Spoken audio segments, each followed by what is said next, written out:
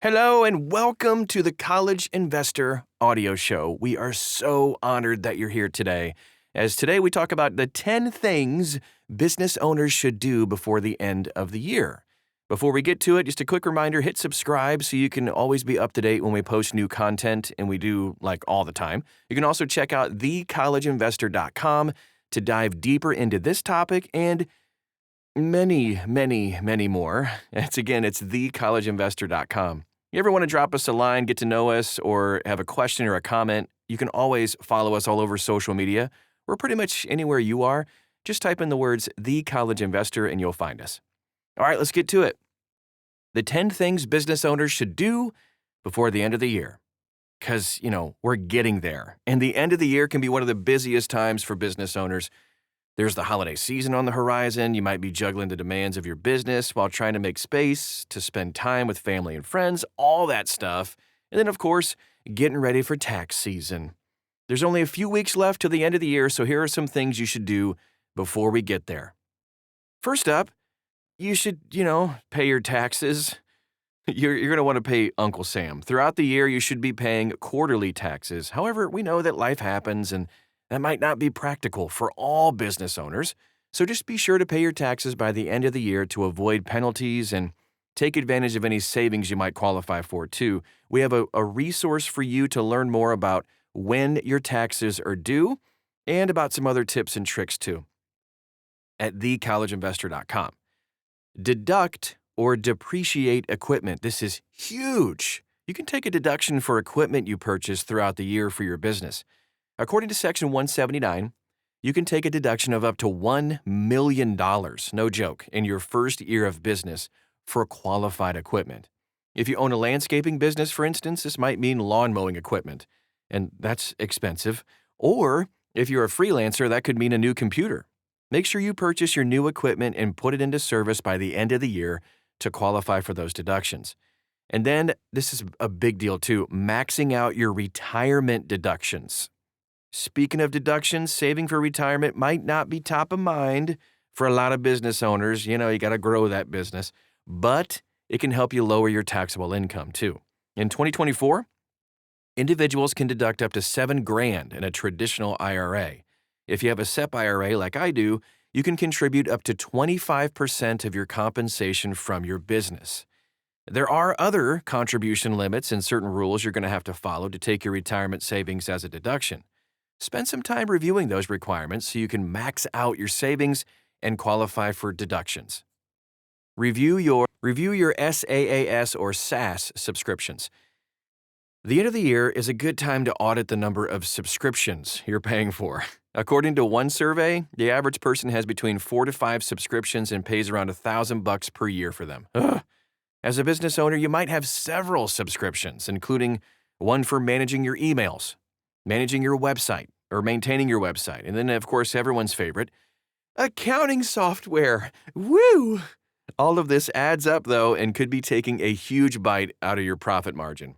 Review all those subscriptions and take note of what you actually use. And then just cancel whatever you don't. Take an opportunity to switch your subscriptions to annual payment plans. Not only will this save you money in the long run, it's going to also reduce the number of recurring transactions you have, simplifying your bookkeeping too. Take all those write-offs you can. So, I hope that you know all the tax write-offs you're eligible for as a business owner. But if you don't, and besides deducting equipment and all that kind of stuff, you can also deduct things like health insurance premiums, car mileage, Uber or Lyft rides, meals, home office, phone bill, professional fees, including courses you have to take. All that stuff can be written off and can help lower your annual tax bill. Some expenses will need a business justification, though, so just make sure you keep your receipts. We have 8 deductions you can take as a business owner. You can dive real deep on this at thecollegeinvestor.com, or right inside this article, you'll find the link to it. Then, donate to charity. This is amazing. You might notice a number of your favorite charities have donation drives all at the end of the year. Depending on how your business is structured, you might be able to take or make a tax-deductible charitable contribution. This can help you give back to organizations that align with your business while also reducing your tax bill. Schedule a meeting with your accountant. Aside from paying your taxes, the other important thing you should do at the end of the year is schedule a meeting with your accountant. They're going to help you go through your books to clean up anything that needs to be addressed before tax season begins. Plus, when you renew your books with a pro, they're going to help you plan ahead for the new year, too. I've been doing it for several years, and it's been a lifesaver. Do an end-of-the-year performance review. This is another big thing. If you've ever worked for a large company, you're probably familiar with performance reviews. So these are usually given to help evaluate whether or not you are reaching your professional goals, and if you are, whether or not you should be considered for a promotion. But if you own a business, you might not be required to do these reviews. That doesn't mean you can't do one for yourself. A performance review can help you evaluate how your business is doing and how well you're doing at managing the business. During your review interview of yourself, you can ask questions like, what went well in your business?